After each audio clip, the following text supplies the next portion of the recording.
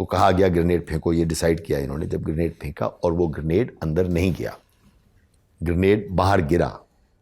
उसने कहा था कि ग्रेनेड, बलवंत ने इसको कहा था, मुझे याद है कि ग्रेनेड, यकीन करना कि ग्रेनेड लूप होल के अंदर चला जाए, नहीं तो हम नहीं बचेंगे। आपने लिखा भी है, be very careful, if the grenade fall outside the enemy bunker you will die. अब उसको, और जो उसको बोला गया, वो कहते हैं ना ब्लैक टंग, वही हुआ। उसका ग्रेनेड बाहर गिर गया, चुन्नीलाल का। और सब ने उस टाइम सोचा कि बस अब तो गए, लेकिन शायद फॉर्च्यून फेवर्स द ब्रेव, वो ग्रेनेड फटा नहीं, वो डेड हो गया। अब दूसरा मौका चुन्नीलाल ने फिर ग्रेनेड लिया।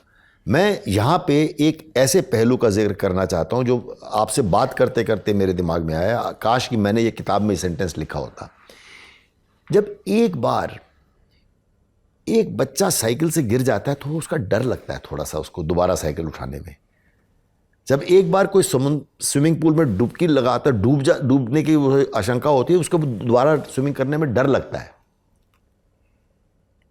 तो लेकिन चुन्नीलाल ने फिर दूसरा ग्रेनेड खुद निकाला। ये नहीं कि दूसरे बडी को बोला कि तुम ग्रेनेड फेंको। उसने ग्रेनेड निकाला और अब उसने कहा कि अब ये तो डू और डाई है, क्योंकि ये ग्रेनेड सक्सेसफुल होना चाहिए। और उसने ग्रेनेड का पिन निकाला। ग्रेनेड की पिन निकालने के बाद ग्रेनेड सिर्फ 4 सेकंड के लिए, 4 सेकंड के बाद ग्रेनेड फट जाता है। उसने पिन अपने हाथ में निकाला और फिर ग्रेनेड को लूपहोल के बहुत पास जाके लूपहोल में धकेल दिया, जिससे कि 2-1 सेकंड तो उनके पहले हो गए थे। अब 2 ही सेकंड में ग्रेनेड ने फटना था। तो दुश्मन के पास, किसी के पास कोई टाइम नहीं है कि कोई ग्रेनेड उठा के बाहर फेंक दे। और उसने वो ग्रेनेड जो है वो अपने निशाने पे लगा।